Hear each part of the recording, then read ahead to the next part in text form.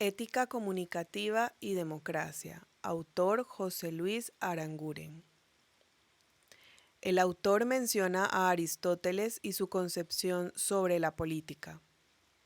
Para él, la política hacía referencia a la vida buena, a la vida justa y ordenada. El concepto de la ética aplicado al individuo y en mayor escala a la polis. Mientras que en Maquiavelo la estabilidad y el equilibrio serían garantizadas por la razón de Estado, y se verían cada vez más aislados los asuntos éticos y morales de los asuntos del Estado, en quien ahora recae la razón estratégica como una continuación de la guerra por otros medios.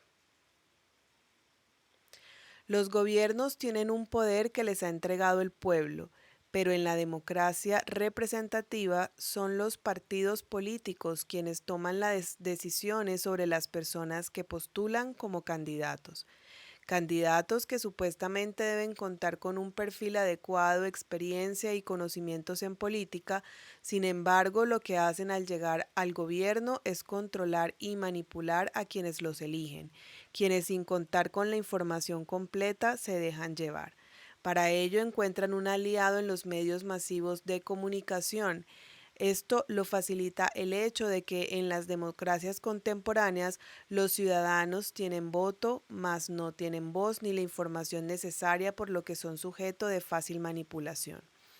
En el mundo, un ejemplo famoso es el de la Unión Europea, la cual constituye una organización administrativa y económica liderada por un selecto grupo de expertos que manejan todos los asuntos que no le son informados al pueblo. Además, que ya sea de forma directa o indirecta, se ha promovido la apatía política en los ciudadanos y los medios de comunicación han jugado un papel importante en ello desde hace unos 40 o 50 años. Los ciudadanos se han limitado a votar y delegar el control de los asuntos políticos a ese grupo de expertos. En la democracia se ha recurrido a la manipulación discursiva para obtener la simpatía del pueblo, aquellos con líderes carismáticos. Además, el sistema en sí favorece la voluntad de las mayorías y quienes están en el grupo minoritario no les queda otra que aceptar las decisiones que toman las mayorías. Esto es conflictivo, ya que suele suceder que las mayorías son fácilmente convencidas con la información y el discurso que se les presenta como cierto, mientras que en una minoría más consciente de los asuntos éticos y filosóficos, en donde se da el debate con argumentos, observa y cuestiona cómo se administra, si tienen las competencias politológicas y económicas. El autor compara a la comunidad científica en la que la investigación sobre ciertos fenómenos y su análisis son logro no de los individuos, sino de la comunidad científica como tal. Mientras que en la comunidad política no se dan tales condiciones, en parte porque no se dispone de toda la información y los manejos se dan solo en la cerrada clase política.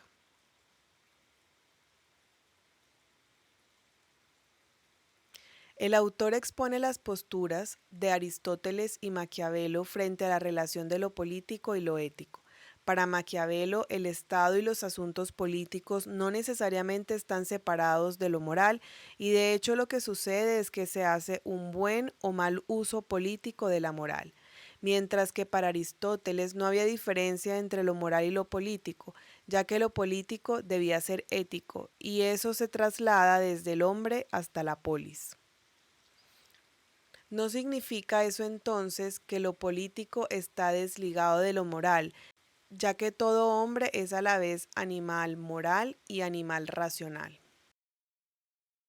Pero definitivamente en la actitud política suele desconectarse de la actitud ética.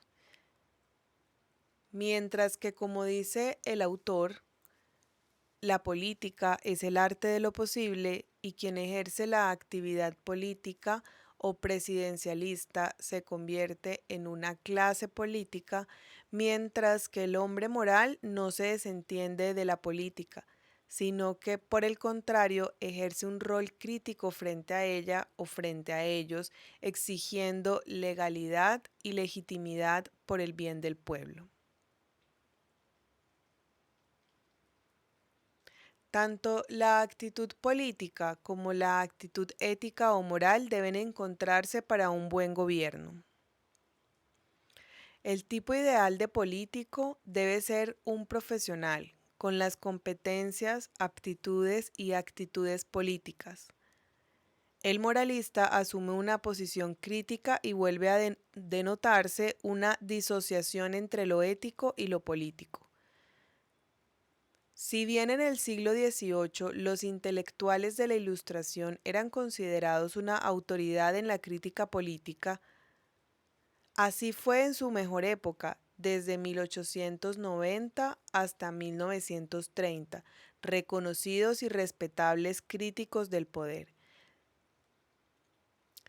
Sin embargo, en nuestros tiempos, la palabra intelectual ya no está directamente asociada a lo moral, sino más bien se les consideran creadores y distribuidores de cultura, de observación e interpretación del mundo en el que viven.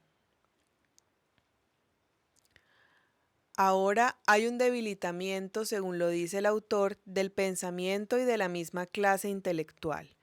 Antes surgían grandes filósofos, creadores de nuevos conocimientos, nuevas formas de ver el mundo, mientras que ahora no los hay. Lo que hay son sincretistas de filósofos anteriores, como los llama el autor, recopiladores de viejas teorías, pero poca o casi nula producción propia. El filósofo Gramsci, estudioso de las relaciones internacionales, habla del fenómeno del intelectual colectivo y de la crisis de los partidos políticos, en donde se pasa en los partidos de grandes masas a los medios masivos de comunicación. El autor dice además que hay una democratización del intelectual, en el que los medios de comunicación ofrecen información, pero cada vez más personas tienen las herramientas para hacer un ejercicio reflexivo, concienzudo y hacer parte de los movimientos sociales. Los partidos tienen una estructura rígida y responden a dinámicas tradicionales, mientras que quienes hacen parte de los movimientos sociales aparentan ser más intelectuales, más dinámicos, porque así lo son sus causas. La paz, el feminismo y en general los movimientos alternativos van creciendo y se van fortaleciendo. Comparando los actores que hacen parte de los movimientos sociales por un lado y de los partidos políticos por otro, se evidencia que estos últimos son verticales y jerarquizados. Aquel con aspiraciones presidenciales debe ir escalando poco a poco. La naturaleza y los roles de quienes ejercen la tarea ética y la tarea política son bastante diferentes hoy en día. La acción política es más difícil, una lucha constante por alcanzar unos objetivos, siempre con la posibilidad de equivocarse o de pasar a la historia por haberlo logrado, mientras que los críticos gozan de una posición más cómoda en la que se juzga la acción política sin necesariamente participar activamente en ella, siendo responsable de las decisiones políticas y las consecuencias que conllevan. Pero esto también marca y también crea la historia, ya que se crea una identidad colectiva, una identidad antes constituida por el concepto de nación y de Estado. Actualmente cambian el sentido por el de construir unas nuevas identidades y comunidades. Para ello, dice el autor, es necesario construir una autonarración de lo que queremos, una proyección discursiva y comunicativa de lo que se espera y de lo que se aspira. En consenso colectivo, construir y definir esos intereses comunes, una visión de futuro conjunta en la que se aporte y se construya efectivamente esa identidad colectiva.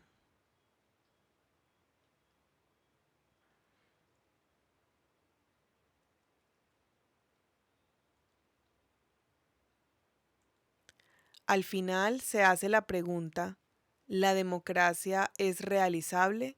La política, la democracia y la institucionalidad van de la mano. La institucionalidad de la cultura política no se desligan. De hacerlo, la democracia no sería posible.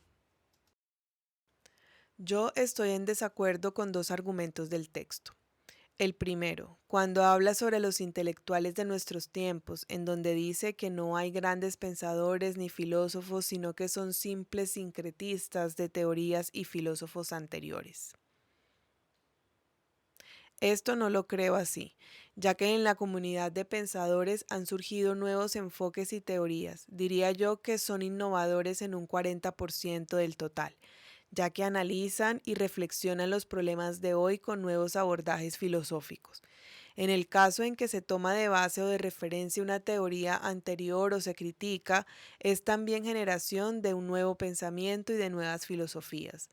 Pongo de ejemplo el proceso de firma del acuerdo de paz liderado por el expresidente de Colombia. Allí hubo elementos filosóficos novedosos que ayudaron a darle forma al acuerdo.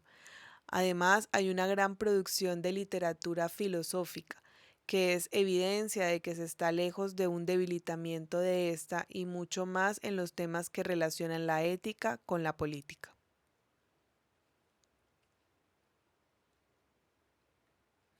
En segundo lugar, cuando retoma los argumentos de Gramsci, comparto en parte su planteamiento cuando habla de la transición de los partidos políticos de masa a medios de comunicación masivos y en el auge de los movimientos políticos alternativos.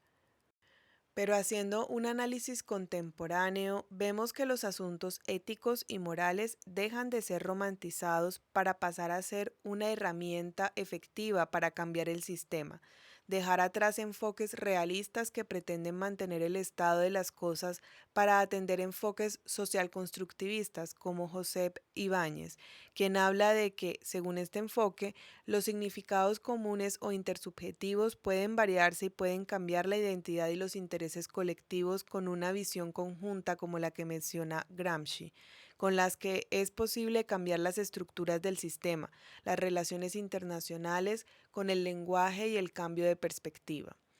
En estos tiempos el mundo avanza, pero no quiere decir que los medios de comunicación sean intrínsecamente éticos.